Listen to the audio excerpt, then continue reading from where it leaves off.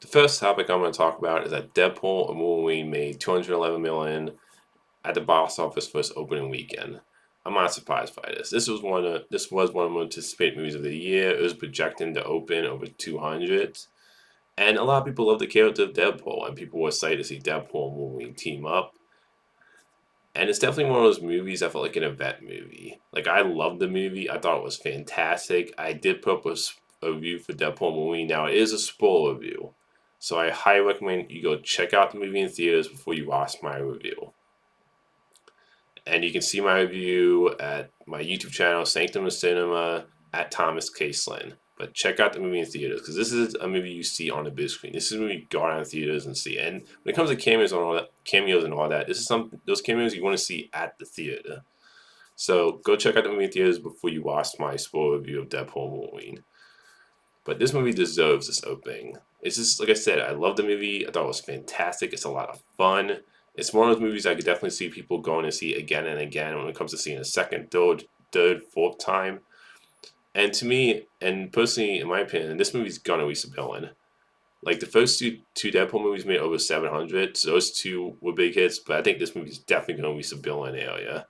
Like, I already felt that before the movie was coming out. This is gonna be one of those $1 billion hits this year. I know it's broken some records too. This movie, and this is the only second all-rated movie that's reached a billion. Joker's the only all-rated movie comic-wise and just all-rated movie period that reached a billion. So this would be the second all-rated movie that's done it. So it's just great to see that. It's great to see MCU with a win. After they've kind of they've had some bumpy roads with their last two movies with the Marvels not really doing all that well, and some of the movies kind of underperforming. So it's great to see the MCU have a win, and it's, like I said, it's a movie that deserves to make this money. So go check out Deadpool Wolverine at the theaters. The next topic I'm going to talk about is the second part of the box office, which is that Tristas had a 57% drop in the second week and made 35. Overall, this is a decent drop off for the second week. I mean, I had a feeling it was going to drop between 55 and 60, mainly because Deadpool Wolverine was going to take up a lot of screens, and that movie was going to make a gigantic opening. Like, it was going to make a lot of money this opening.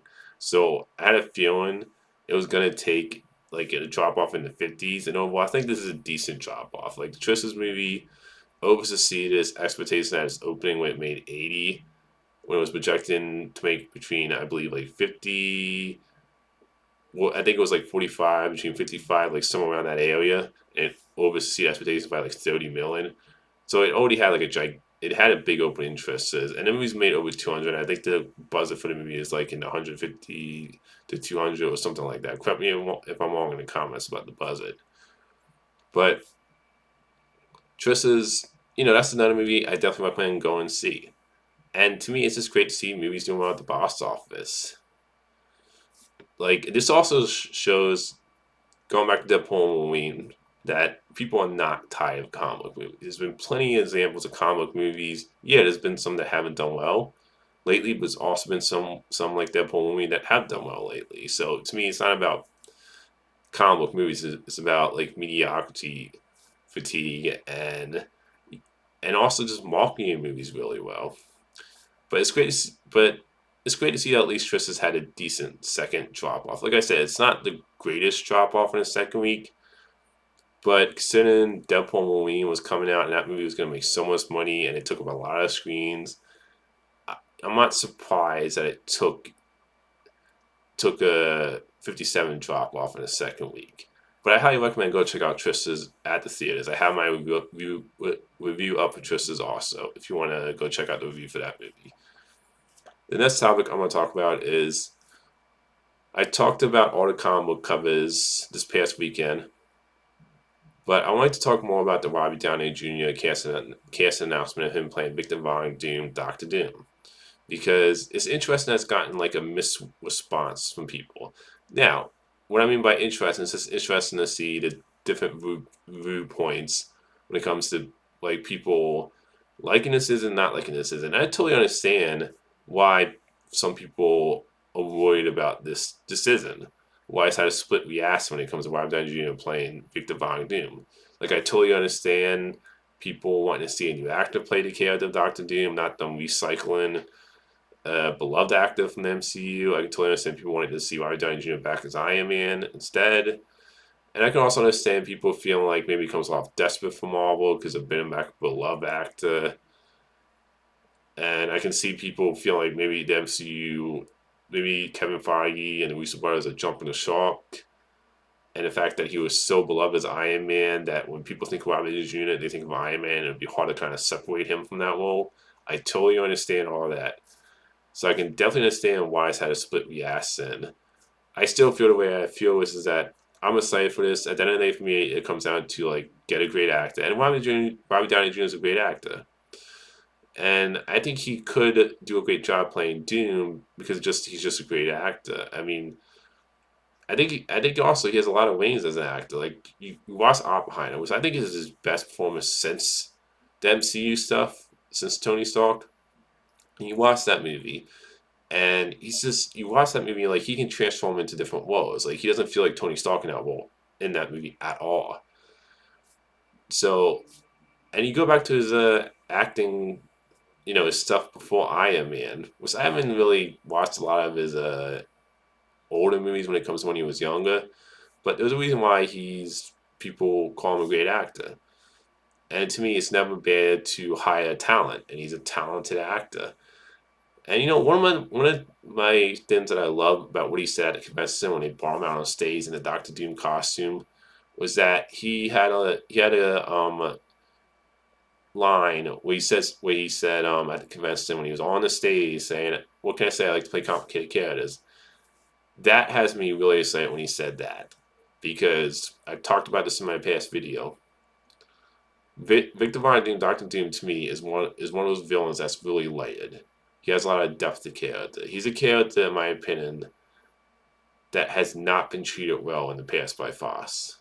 Like you go back to Tim Story ones where they basically just whipped off the Green Goblin's plot from Tobey Maguire's Spider-Man movie and made him, and the Tim Story ones made him this power-hungry businessman. To me, that's not Doctor Doom. Like Doctor Doom is a character who's the ruler of country, who's like has kind of like some ways into kind of like a little bit into the magic stuff too. And he's smart Doctor Doom.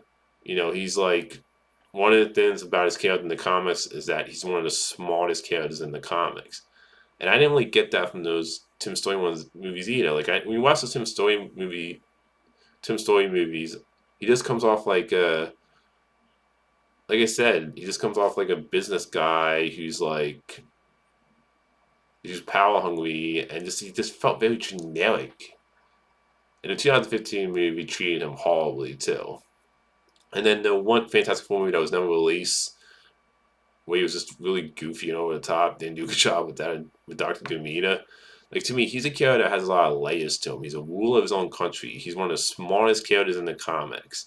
Like there's a lot to that character that really makes a great villain. And I love that Robert Downey Jr. said at convention, like, I like to play complicated characters. And I think he could really bring out the complex elements of that character, Doctor Doom. Of what makes Doctor Doom a great villain, what makes him a compelling villain. To me, when I think of like some of the best Marvel villains, he's up there with characters like Thanos, Magneto. Like look at a character like Magneto. What makes Magneto a great villain is that there's more to him than just being evil. And that's why I feel like with Doctor Doom is that to me we haven't seen that interpretation where you really see Doctor Doom as this ruler of a country he's doing this for his country. And he's also really get to see this how smart he is. So like for me personally, I'm excited by this choice, but again, I can totally understand why it's had a split reaction. I totally get why people feel like Marvel's being desperate, why this might be too wacky, and it could fall flat on their face, and it could. Like any casting decision, you hear a casting decision and it could go bad. And sometimes when you hear casting decisions for these comic characters and it's not casting decision that you would think of, that can end up being really good or going bad. And same way when you hire a great actor, that doesn't guarantee that he's going to play a great Doctor Doom. But the movie doesn't come out until 2026, and to me, I want to hear more about the story details, how they're going to do it. And look, it's going to be hard for me to think of Robert Downey Jr. as anybody else but Iron Man. And yeah, it would have been cool to see a new actor play Doctor Doom and not an MCU going back to an actor they worked with for years. Yeah, but like I said, for me, it's about Howland talent, and he's a talented actor, Robert Downey Jr. So I think he could play a great Doctor Doom, and I've never seen him play a villain either. So I think that could be really interesting, seeing him play a villain when he played a hero for so long. So that's just personally why I'm excited, but I totally understand, like I said, why I had a split reaction. I totally get the side of it where people calling it stunt casting and why some fans, not everybody's in love with this decision. I totally get that. But thinking about it more, I still feel the way I did, which is that I'm really excited for it, but I totally understand the other side. Now, the next thing I'm going to talk about was ties to this, was I wouldn't call this a major news topic. I thought this was just a really fun, nice trivia thing. And I think I remember hearing about this. Like, I remember recently, like a while ago, not recently, but a while ago, I remember seeing a video of John Favreau and Kevin Feige talking about how Robert Downey Jr. was in talks to play Doctor Doom, which sounds like it was for the 2005 Tim Story Fantastic Four movie. So I thought this was just a nice little fun thing to learn that he wasn't, he could have played Doctor Doom years ago before he got cast as Iron Man.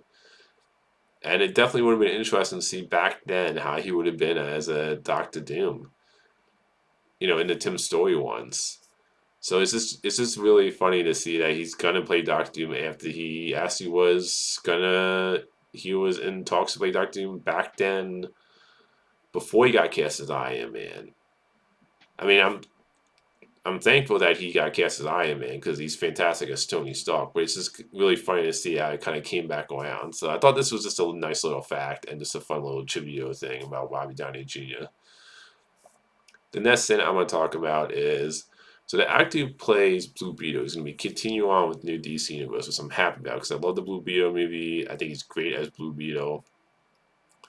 But he was saying that, like, I can't remember what his comment was, but it sounds like from an article that he was hinting that the actor who's from Eternals, he played one of the Eternal characters in the movie, the one that was like a movie star, and then he was also in the Men in Black 3 movie where he played like a little Aaron did the voice. I'm going to pronounce his name probably wrong. Kumail Nanjiani, which I know I'm pronouncing the actor's name, so I'm sorry for that.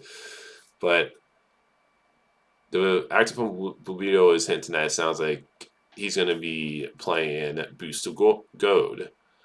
And I wouldn't count this as really officially confirmed because it's coming from an actor. It's not coming from James Gunn. So I know there's been some rumors going around that there's going to be a Booster Gold show, but none of that's been confirmed by James Gunn. And I'll say this: if this actor from Eternals, if he ends up playing Booster Gold in the new DC universe, I could totally see James Gunn using that character in his new DC universe as one of his characters. I think he'd be a great choice. I think Kumail Nanjiani, because I know I'm really pronouncing his name barely.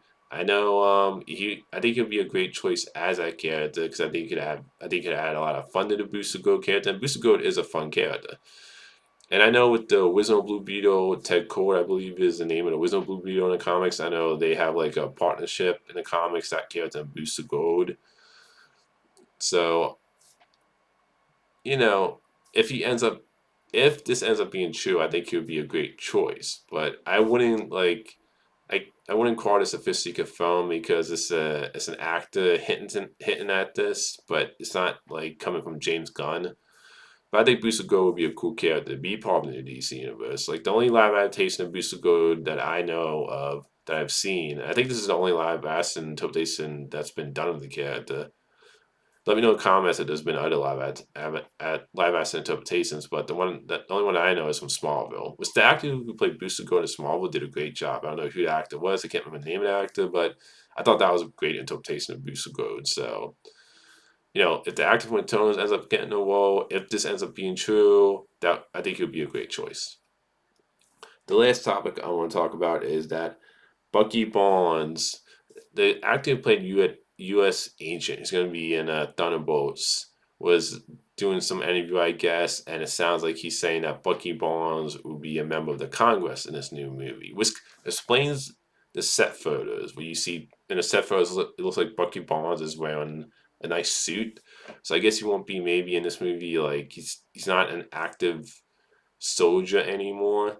Which if you watch Falcon Winter Soldier, the show kind of ends in a way where they kind of like they tie up the whole his like Winter Soldier past, the whole mind controlling, and I also think this kind of ties into Avengers Endgame for why I think Steve didn't pick Bucky Barnes to be an S Cap because he wanted Bucky to have a life. Because Bucky's been a soldier and he's been mind controlled for most of his life.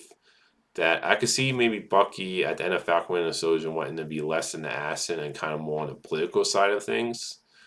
It's also funny because I think I remember in a What If, in one of the episodes of What If, an older Bucky Barnes played the Secretary of the State of the United States in one of the What If episodes. So it kind of is similar to a version of the character that we saw in What If in season 2.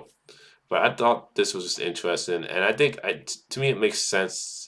Bucky Barnes going this direction in the Captain America: Brave New World movie, where maybe he's just kind of more on the political side, not as much in the action, maybe, and kind of isn't like like he's not like the soldier anymore, like he was in past interpretations. And the way Falcon and Soldier kind of ends in a way where you're like wondering where the character goes next.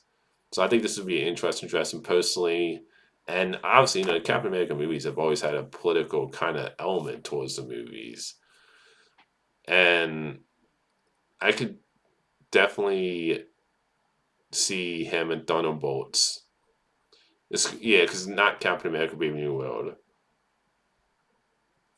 So I meant Thunderbolts, excuse me. The guy who played U.S. Agent sounds like he's going to be a member of Congress in the Thunderbolts movie. Excuse me. I got the two movies mixed up, but I think that would be interesting that he could go in Thunderbolts, and maybe why we like haven't seen why maybe we don't see his character in Captain America: Brave New World. Is that I guess maybe he's kind of like retired as a soldier or something like that. He's more kind of on the political side in Thunderbolts. And I'm really excited for Thunderbolts personally. Like, I think the idea of putting these characters together with 47 personalities, I think could be really fun. So that's all the movie topics today. Until next time, movie fans.